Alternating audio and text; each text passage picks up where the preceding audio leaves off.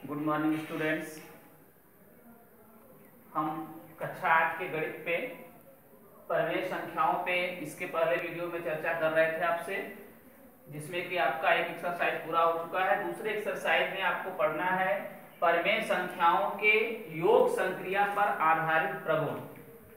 हम लोग योग संक्रिया पढ़ रहे हैं। इसके पहले हम आपको बताए थे कि संक्रियाएं 4 होती हैं मैथमेटिक्स में, योग, व्यवकलन, गुणा और भाग। इसमें पहले हम लोग परिमेय संख्याओं पे योग को पढ़ रहे हैं। इसमें पहला जो प्रगुण है उसका नाम है संवरक प्रगुण। ये संवरक प्रगुण क्या कहता है, इसके संवरक प्रगुण के अनुसार क्या होता है उसको हम समझेंगे। यदि a बटे b, c बटे d और e बटे f तीन अलग अलग परिमेय संख्याएं हैं तो संवरक प्रगुण कहता है कि a बटे b प्लस c बटे d को जोड़ने पर जो e बटे f प्राप्त होता है यह भी एक परिमेय संख्या होता है, यह भी एक परिमेय संख्या प्राप्त होती है। अतः संवरक प्रगुण कहता है कि दो परिमेय संख्याओं का योग से प्राप्त तीसरी जो संख्या होती है वह सदैव परिमेय होती है। इसी को हम कहते हैं संवरक प्रगुण। फॉर एग्जाम्पल, यदि -3 बटे 4 पहला परिमेय संख्या है और दूसरी परिमेय संख्या यदि हम ले लें 1 बटे 2, इन दोनों परिमेय संख्याओं का हम योग करें, इन दोनों का योग करने पे हम देख रहे हैं यहाँ पे हर बराबर नहीं है तो इसको बराबर कर लेंगे।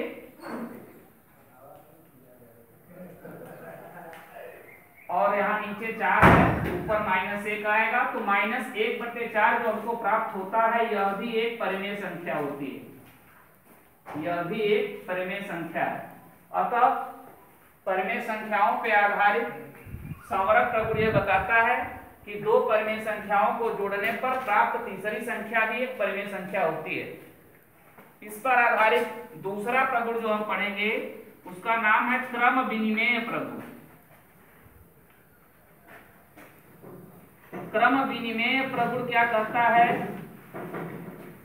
यदि दो परिमेय संख्याएं हैं a बटे b और c बटे d, तो a बटे b में सर्वप्रथम c बटे d जोड़े तो वही परिमेय संख्या प्राप्त होगी जो कि c बटे d में a बटे b को जोड़ने से। अतः यह क्रम विनिमेय प्रगुण बताता है कि किसी भी परिमेय संख्या के क्रम को हम बदलते हैं तो उससे प्राप्त परिमेय संख्या के मान पे कोई प्रभाव नहीं पड़ता। इसको हम एग्जांपल से समझेंगे।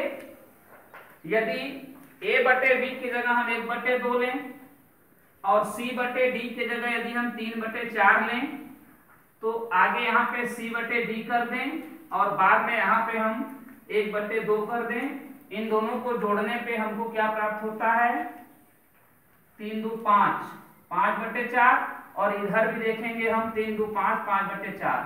अतः यह क्रम विनिमेय प्रगुण जो है परिमेय संख्या के योग संक्रिया पे के नियम का पालन करता है। अतः हम यह कह सकते हैं कि परिमेय संख्याओं का योग संक्रिया पे आधारित क्रम विनिमेय प्रगुण जो है वो पालन करता है।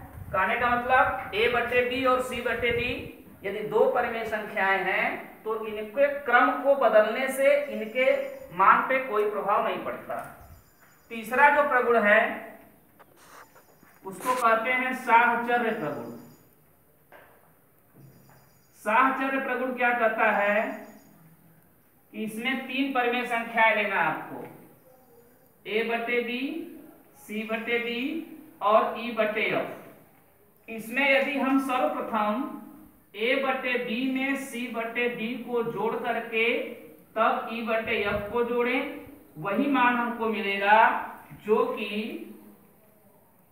c बटे d और e बटे f को जोड़ने के बाद a बटे b को जोड़ेंगे। कहने का मतलब है कि 3 संख्याएं, 3 परिमेय संख्याएं हम लेते हैं तो इनमें किसी पहले दो को जोड़कर तीसरे को जोड़ेंगे तो वही परिमेय संख्या प्राप्त होगी, जिसमें लास्ट दूसरे को जोड़ने से पहले को जोड़ेंगे तो इससे भी यह सिद्ध होता है कि परिमेय संख्याओं पर आधारित साहचर्य प्रगुण जो है योग की संक्रिया पे लागू होता है। तो यहाँ पे जो हम 3 प्रगुण पढ़े हैं, संवरक प्रगुण, क्रम विनिमय प्रगुण और साहचर्य प्रगुण, ये तीनों प्रगुण जो है परिमेय संख्याओं के योग संक्रिया पे ये तीनों प्रगुण लागू होता है।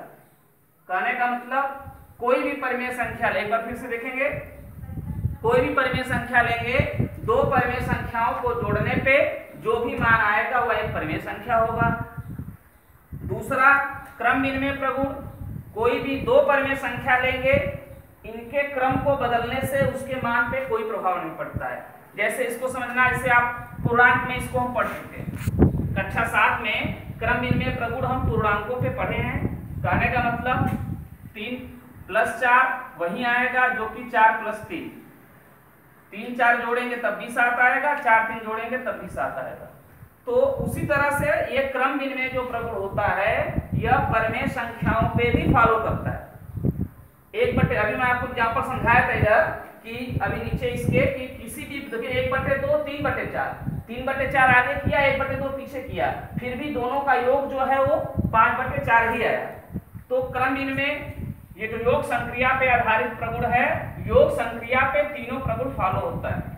कौन कौन, उसको फिर से याद रखेंगे, संवरक प्रगुण, क्रम विनिमय प्रगुण और साहचर्य प्रगुण। इसी तीनों प्रगुण पे आपका आधारित प्रश्नावली, नेक्स्ट प्रश्नावली जो होगी आपकी अभ्यास 1B, ये प्रश्नावली आपके इन्हीं तीनों प्रगुणों पे आधारित होगी। तो ये प्रश्नावली में जो भी हम प्रॉब्लम पढ़ेंगे इन्हीं तीनों प्रगुण पे पढ़ेंगे। यदि 3 प्रगुण आप समझेंगे कि योग की संक्रिया पे तीनों प्रगुण क्या कहते हैं, संवरक प्रगुण, क्रम विनिमय प्रगुण और साहचर्य प्रगुण, तो हम नेक्स्ट प्रश्नावली जो आपकी है अभ्यास 1B, इसमें जितने भी प्रॉब्लम दिए गए हैं इस सभी प्रॉब्लम को हम आसानी से ट्रीट कर सकते हैं, लगा सकते हैं। तो हम नेक्स्ट वीडियो में आपको अभ्यास 1B के जो नेक्स्ट प्रॉब्लम है उनको हम बताएंगे और आप लोग घर से सभी लोग प्रयास करेंगे कि 1B की जो प्रॉब्लम है आपके बुक में उसको लगाएंगे, और यदि नहीं आप कर पाएंगे तो फिर हम उसको 1B को नेक्स्ट वीडियो में आपको बताएंगे।